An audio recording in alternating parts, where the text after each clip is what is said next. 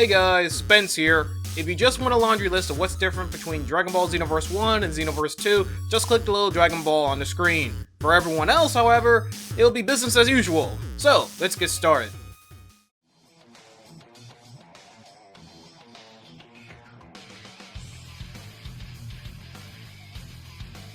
So, Dragon Ball Xenoverse 2.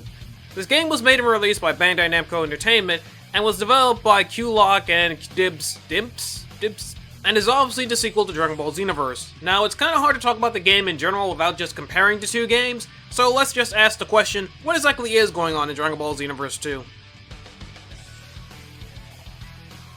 Without diving into major spoilers or anything super specific, the plot of Dragon Ball Xenoverse 2 takes place 2 years after the events of Xenoverse 1, and should sound very familiar. You start off as a rookie time patroller fixing inconsistencies within the Dragon Ball Z timeline that usually involves you punching and kicking things. Now the plot this time around is better than the previous game in my opinion, but frankly it's kind of above average. You see, it's conveyed in the exact same fashion of your character going, talking to the Supreme Kai of Time, and then going to fix whatever the problem is, while the actual changes in history are actually better this time around. Though when I say that, I mean later on, as the beginning is very boilerplate and kinda slow. For example, your first Time Patrol fight, guess who it is? You're fighting Raditz. Again. And your next Time Patrol fight, guess who you're dealing with? Nappa and Vegeta. Again. Treading old waters makes sense since you're going through history a second time if you played the first game, but still, it's kinda something worth mentioning. But like I said, some of the later changes are a bit more radical, though a bit on the random side. In short, the plot is above average. This time went smoothly, but battles later on in history get intense. Gameplay-wise, despite its appearance, Dragon Ball Xenoverse 2 is actually more akin to an action RPG fighting game, as it has levels and stats to tweak to make your desired character. Speaking of, let's talk about character customization. At the start of the game, you have a choice between the 5 races: humans, Saiyans, Namekians, Frieza, and Buu races. Humans being well-rounded, Saiyans having more attack, Frieza race being faster, Namekians having higher health and quicker stamina recovery, and the Buu race having higher defense but lower stamina recovery. Character creation itself is actually really good, allowing you to make your own unique character, though you can't mess with your hair, skin tone, or proportions after character creation, but being able to mess around with your clothes and your special attacks definitely makes your character stand out and feel unique. Control-wise, you can run around, fly, boost around to get around faster, weak physical attacks and strong physical attacks, which you string them together, allow you to make new combos, weak ki blasts, the block button, and assuming you're using a controller, which I would really recommend, if you hold down the right trigger, it will give you access to your supers. Supers are basically your special actions that you can have customization over, that range from giant energy blasts called ki blasts, physical attacks called strikes, and other skills that can restore your stamina or your ki, which depending on the skill will require one of these resources. And holding down both triggers will give you access to your ultimate attacks, your awakening skill, and your evasive skill. Your evasive skill is what it sounds like, a skill that allows you to evade damage, whether it's jumping high in the air or just causing a big energy blast around you to knock enemies away. Then there are ultimate attacks that do a lot of damage, require a lot of ki, and are the big fancy attacks you might remember from the show, like Vegeta's Final Flash and Piccolo's Special Beam Cannon. Then there are awoken skills, which are more akin to transformations. And now in Xenoverse 2, every race is capable of doing them, including humans. Some transformations are race specific, like Saiyans going Super Saiyan, Namekians going Super Namekian, making them grow in size, and humans getting the Nimbus and Power Pole combo. While there are other awoken skills that every race can use, such as the Kaioken. Combat itself is very fast paced and leans more towards the style of pick up and play in regards to its complexity. Don't get me wrong, it's a big case of easy to pick up and difficult to master when it comes to the higher levels of play, but as long as you know a few good combos, you should be able to progress through the main story campaign just fine. Though you will not be able to mainline it unless you're really dedicated to a story-only run, which good luck with that. Like I said before, there are levels in this game, and as missions go further, so will the level requirements. And yes, skill does win out, but because of the levels, there's definitely a window for it. And sometimes it's just a big case of the enemy's numbers just being bigger than yours, and you have to go back out and train. A lot like in the show when you think about it. So continue with your training, because only the strong can correct history. Now, for the circumstances you're going to be fighting in, there are a lot of activities for you to do in Dragon Ball Xenoverse 2.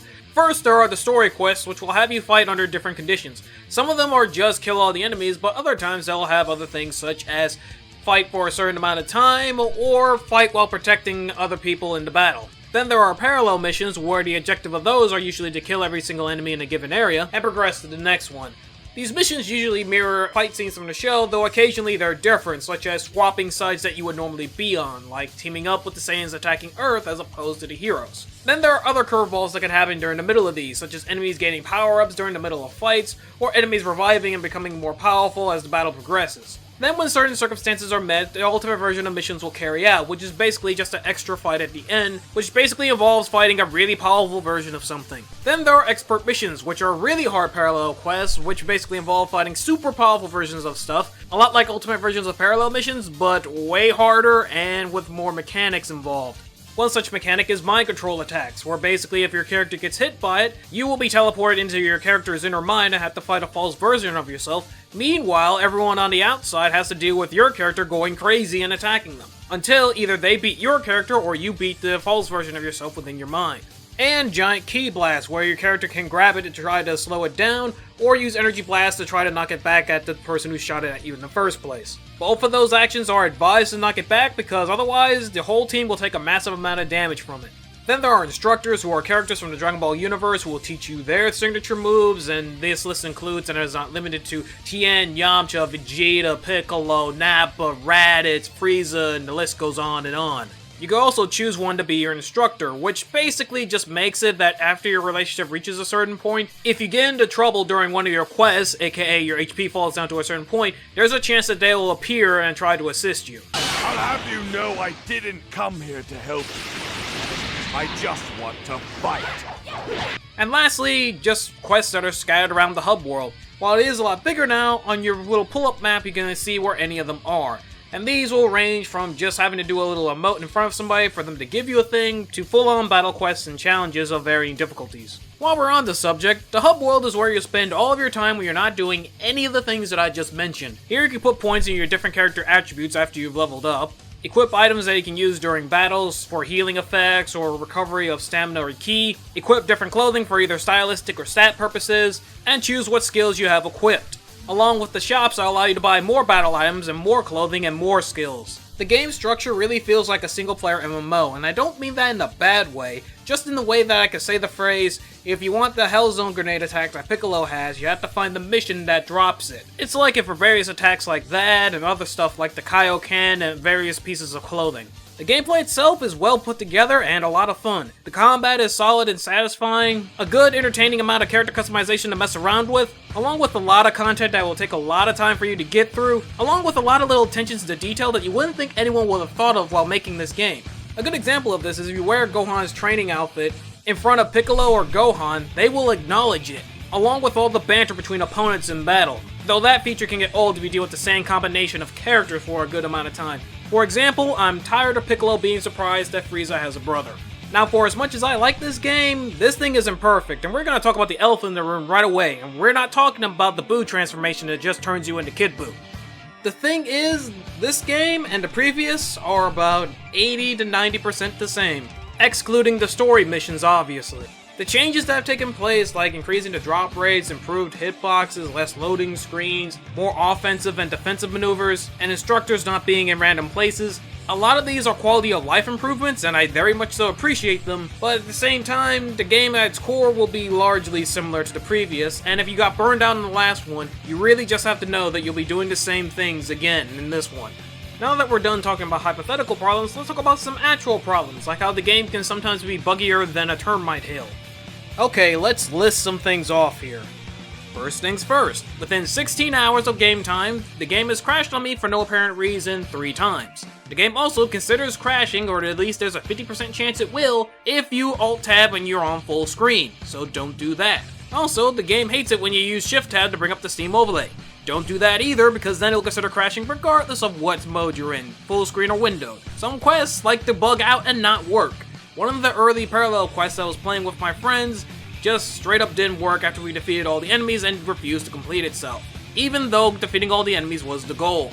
Ironically, the biggest offenders of this are the Grade 8 expert missions, as out of the 6 times I've tried them, only once I've ever completed them, while the other 5 I had to quit out because they became uncompletable. Every single time, the Grade 8, whether it's Vegeta or Nappa, would jump up and fire their giant ki blast thing that your character is supposed to block or knock away, but instead of this, the Great Ape, the ki blast, and one of my teammates somehow will teleport half a mile outside of the combat zone, and then will be unable to complete the mission because they're out of range and there's no way for anyone to hit them outside of, I guess, hypothetically that one guy, but yeah, I'm not waiting that long.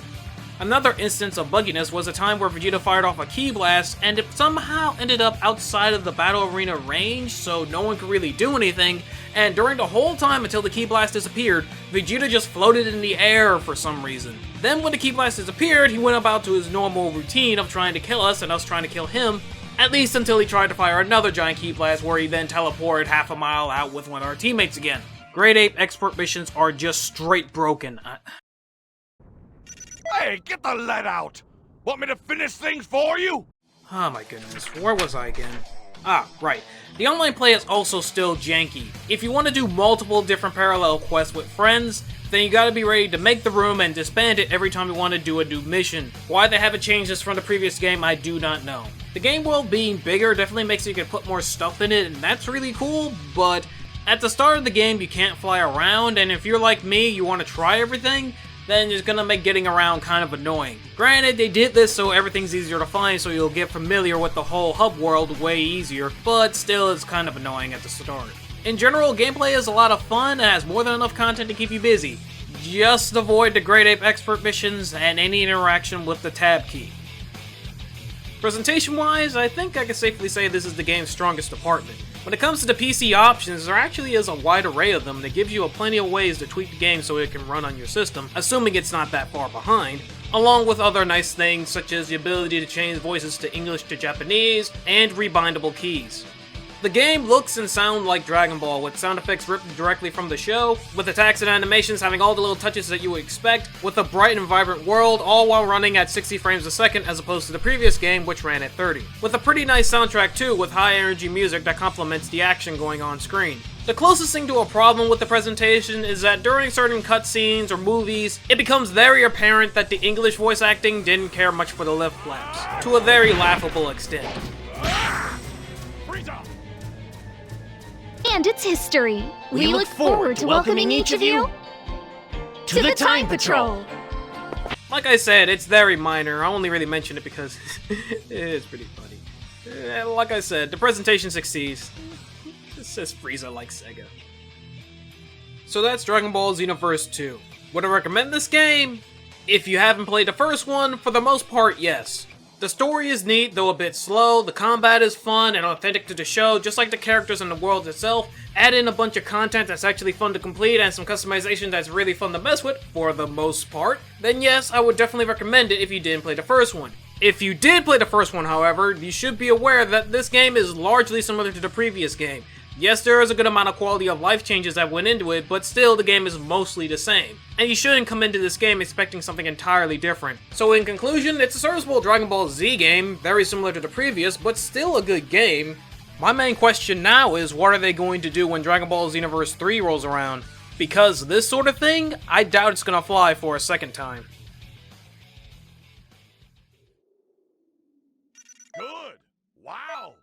You're the best, almost. Hello again, thanks for watching till the end. If you happen to like this sort of content, drop a like, comment, subscribe, and tell a friend who'll also be interested in this sort of content. Anywho, guess what? I got a Twitter now! Or at least the Spence session has a Twitter. The idea here is basically I'll just post links to things that either I find interesting, or statuses on videos, usually if they're going along well. Chances are if a video's going bad, well, I probably won't post about it. But hey, nothing ventured, nothing gained.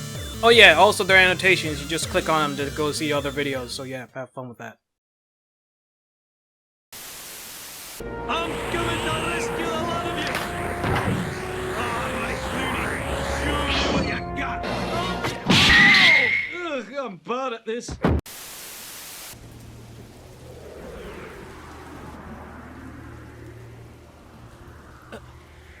Go on! No, it can't be.